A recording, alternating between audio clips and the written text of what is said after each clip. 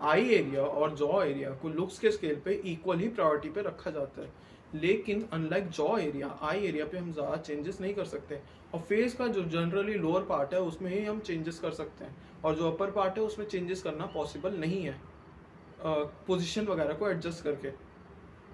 जैसे कि mowing technique से हम अपने जॉ रीजन को बढ़ा तो सकते हैं, लेकिन आइज़ के लिए ऐसी कोई टेक्निक है नहीं। लेकिन फिर भी कुछ ऐसे हैक्स हैं और कुछ ऐसी टेक्निक्स हैं या फिर कुछ ऐसी चीज़ें हैं जिनको अगर हम प्रायोरिटाइज करें आई एरिया में, तो उस वजह से हमारे लुक्स काफ़ी बेटर हो सकता है और हमारा आई एरिया इन जनरल काफ़ी बेटर हो सकता है। अब इसके बारे में जानने से पहले सबसे पहले हम बात कर लेते हैं आई एरियाज में शेप्स कौन सी होती हैं। सबसे पहली शेप होती है बगाइज, दूसरी आलमंड और तीसरी हंटर। अब बगाइज होती कौन सी है? बगाइज वो आइज होती हैं जो कि हम इंसेक्ट्स में देखते हैं, और बग आइज जो होती हैं इंसानों में वो काफ़ी बाहर की तरफ निकली होती है, डीप सेट होती हैं, राउंड शेप की होती हैं, और साथ में उसमें एक और चीज़ होती है कि जो स्केलर जो रीजन होता है, ये वाला रीजन, ये इसको स्केलर रीजन कहते हैं, इसका बहुत ज़्यादा एक्सपोजर होता है, मतलब ये मांस लटक रहा होता है। अब इन आइज़ में होता क्या है कि एक तो ये फेमिनिन लुकिंग होती है, साथ में जिन पर्सन्स की ये आइज़ होती हैं वो लोग जनरली टायर्ड लगते हैं, अनअटेंटिव लगते हैं, और साथ में ऐसा लगता है कि वो डरे हुए हैं। अब ये उन एनिमल्स में भी देखी जाती हैं जो कि प्रे एनिमल्स होते हैं, हर्बीवोरस होते हैं, जैसे कि डियर, इनमें देखी जाती हैं ऐसी आँखें, और किसी भी आप क्यूट एनिमल के देखोगे उसमें भी ऐसी आँखें देखी जाती हैं। और इंडियन जीज में ये आइज़ काफ़ी कॉमन है, हमें जेनेटिकली ज़्यादातर लोगों को ये आइज़ मिली होती हैं। अब इसके बाद बात करते हैं आलमंड आइज़ की। ये मोस्टली वाइट मेल्स में कॉमन होती हैं और ये बहुत शार्प लुकिंग आइज़ होती हैं, और ब्लैक पिल में इनको काफ़ी प्रायोरिटी पे रखा जाता है। अब जो आलमंड आइज़ होती हैं वो जनरली हंटर एनिमल्स की होती हैं, जैसे कि लायन, टाइगर वगैरह, इन सब की आलमंड आइज़ होती हैं, और ये डीप सेट आइज़ होती हैं, और साथ में इसकी शेप भी डिफर कर सकती है।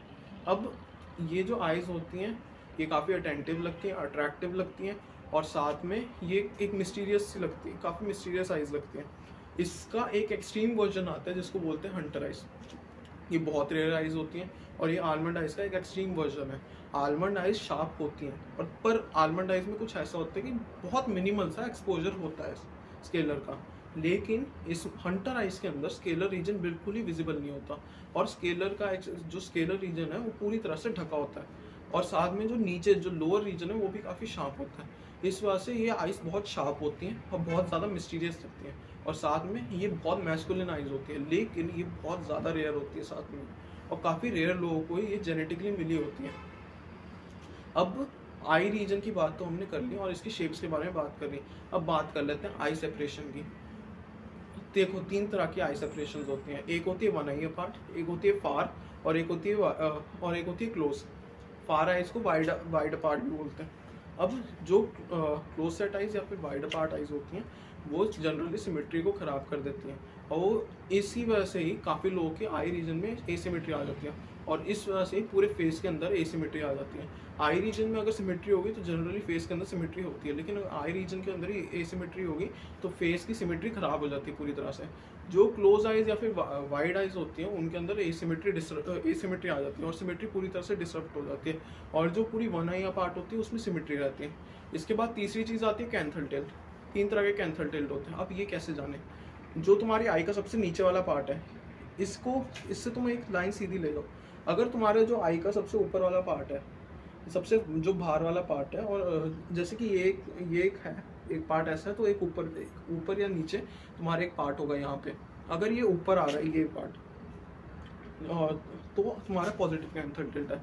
लाइन में आ रहा है तो पूरा न्यूट्रल कैंथल टिल्ट है, और इससे नीचे आ रहा है तो नेगेटिव कैंथल टिल्ट है।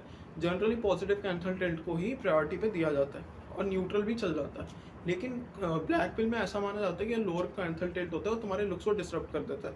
लेकिन मेरे हिसाब से अगर तुम्हारी हार्मोनी सही होगी और तुम्हारा फेस लोअर कैंथल टिल्ट के साथ सही लग रहा है, हार्मोनियस है, तो तुम्हारे लुक्स पे कोई फर्क नहीं पड़ेगा, उल्टा ही अट्रैक्टिव भी लग सकता है कई लोगों के ऊपर। अब ब्लैक पिल की जनरल केसेस में भी ऐसे ही होता है कि जो लोअर कैंथल टिल्ट है उसमें लोग जो होते हैं वो डरे हुए लगते हैं, लेकिन कई लोग ऐसे भी जो कि लोअर कैंथल टिल्ट से भी काफ़ी अट्रैक्टिव लगते हैं, जैसे कि रणबीर कपूर। उनका जो टिल्ट है वो लोअर कैंथल टिल्ट है, नेगेटिव कैंथल टिल्ट है, फिर भी वो कितने सुंदर लगते हैं क्योंकि उनकी हार्मोनी पूरी फेस की मेंटेन्ड है। तो मैं फिर इसमें अब इससे मैं बोलना क्या चाह रहा हूँ, 3-4 चीज़ों से मैं बोलना क्या चाह रहा हूँ। इस हम आई एरिया में ज़्यादा चेंजेस नहीं कर सकते इस वजह से, और आई एरिया ज़्यादातर जेनेटिकली डिपेंडेंट है, इस वजह से इसमें झींकने रोने का कुछ फ़ायदा है नहीं, क्योंकि तुम चेंज ही नहीं कर सकते ज़्यादातर चीज़ों को। तो तुम्हें क्या चीज़ पे फोकस करना चाहिए, तुम्हें अपने जॉ रीजन पे ज़्यादा फोकस करना चाहिए। अगर तुम्हारा जॉ रीजन अच्छा हो गया तो तुम्हारे आई रीजन की वो जो नेगेटिव पॉइंट्स हुए हैं उसको वो पूरा फुलफिल कर देगा। अब इसके बाद एक चीज़ आती है कलर। देखो, कलर को एक प्लस पॉइंट मानो। ज़्यादातर लोगों की डार्क ब्राउन आइज होती है, और जिन लोगों को लाइट आइज मिली होती है उनको जेनेटिकली मिली होती है, और वो एक रेयर ट्रेट होता है, और इंडिया में तो एक और भी ज़्यादा रेयर ट्रेट होता है। अब जिन लोगों को डार्क ब्राउन आइज मिली होती है उनको भी रोने झीकने की कोई ज़रूरत नहीं, क्योंकि ज़्यादातर लोगों की डार्क ब्राउन आइज ही होती हैं, और जिन लोगों की डार्क ब्राउन आइज होती है वो भी काफ़ी लोगों में सुंदर भी लगती हैं, अगर तुम्हारी आई शेप अच्छी है तो। अब मैं अपने एक्सपीरियंस से बता रहा हूँ, अगर तुम्हारी इंडिया के अंदर लाइट ब्राउन मतलब लाइट कलर आइज हैं, तो तुम्हारे जो लुक्स हैं उसमें +2 या 1 पॉइंट्स में ऐड कर लो, अगर तुम्हारे लुक्स अच्छे हैं तो। मैं अपना पर्सनल एक्सपीरियंस बता रहा हूँ। मेरी लाइट कलर आइज है, और मेरी बचपन से लाइट कलर आइज है, लाइट ग्रीन कलर आइज है मेरी। मेरे को बचपन से ही आइज की वजह से काफ़ी लोगों ने मतलब काफ़ी अटेंशन मिली है मेरे को अपनी आइज के ऊपर। लेकिन मैं 6th के बाद मोटा हो गया था, 6th से लेके 10th के बीच में मैं मोटा हो गया था। उस टाइम पे मेरे को एक बंदे ने मेरे आइज पे नहीं बोला। इसका रीज़न क्या था? इसका रीज़न ये था कि मैं पूरी तरह से मोटा हो गया था, मेरा जो कम्प्लेक्शन है वो पूरी तरह से डल हो गया था, और साथ में मेरे फेस के ऊपर एक गंदी सी मूंछ आ गई थी, जिस वजह से लोगों का मेरी आंखों पे ध्यान नहीं जाता था, मेरी मूंछ पे ध्यान जाता था, मेरे मोटापे पे ध्यान जाता था। तो मैं अपने पर्सनल एक्सपीरियंस से बता रहा हूँ कि अगर तुम्हारी आइज़ लाइट कलर है, इंडिया जैसे कंट्री के अंदर तुम्हारी आइज़ लाइट कलर है, तो तुम्हें काफ़ी ज़्यादा अटेंशन मिलेगी। और मेरे को अब 10th के बाद में पतला हो गया, तो उसके बाद फिर से लोगों ने मेरी आइज़ पे नोटिस करना शुरू कर दिया है। मैंने काफ़ी लोगों को देखा है, काफ़ी लोगों की बहुत सुंदर आइज़ होती हैं, मैंने काफ़ी लोगों को भी देखा है जिनकी ग्रीन आइज़ होती हैं, लेकिन उन्होंने अपने लुक्स में मेहनत नहीं की होती, वो मोटे होते हैं, मूछें लगी होती है, तो उनके आइज़ पे ध्यान जाता ही नहीं, इस वजह से उनको कोई अटेंशन देता ही नहीं।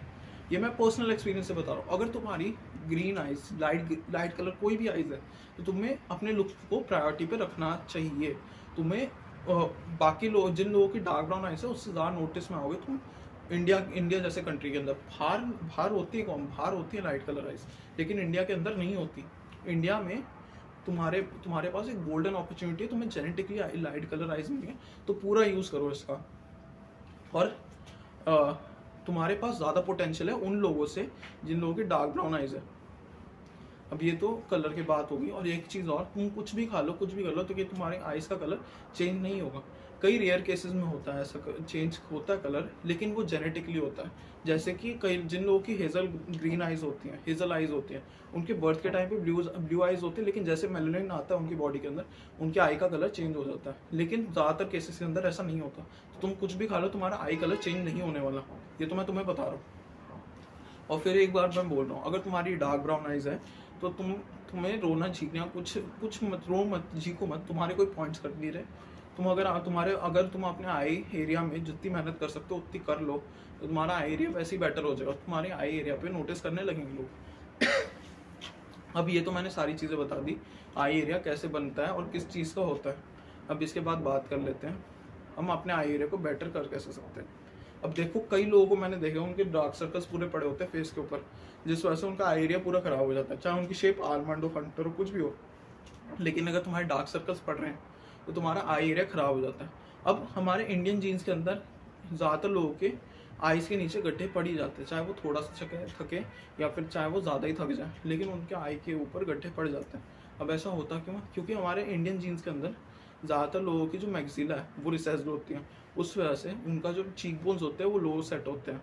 अब चीक बोन्स की एक प्रायोरिटी थी जो कि वो आइज़ के जो गड्ढे बनते हैं उस पर इम्पैक्ट डालती है वो। तो क्योंकि हमारे इंडिया में ज़्यादातर लोगों के लो सेट चीक बोन्स होते हैं, उस वजह से उन लोगों के आइज़ पे गड्ढे पड़ जाते हैं। इसलिए मैं हर बार ये बोलता हूँ कि जो मैक्सिला है वो सबसे इम्पॉर्टेंट बोन है तुम्हारे फेस के अंदर, और तुम्हें सबसे ज़्यादा इम्प्रूवमेंट मैक्सिला पे करनी चाहिए, क्योंकि मैक्सिला से ही नोज कनेक्टेड है और मैक्सिला से चीक बोन्स कनेक्टेड है, तुम्हारा अपर जॉ कनेक्टेड है और तुम्हारे फेस का बहुत बड़ा रीजन कनेक्टेड है। मैक्सिला सबसे इंपॉर्टेंट बोन है, सबसे ज़्यादा प्रायोरिटी में मैक्सिला को रखना चाहिए।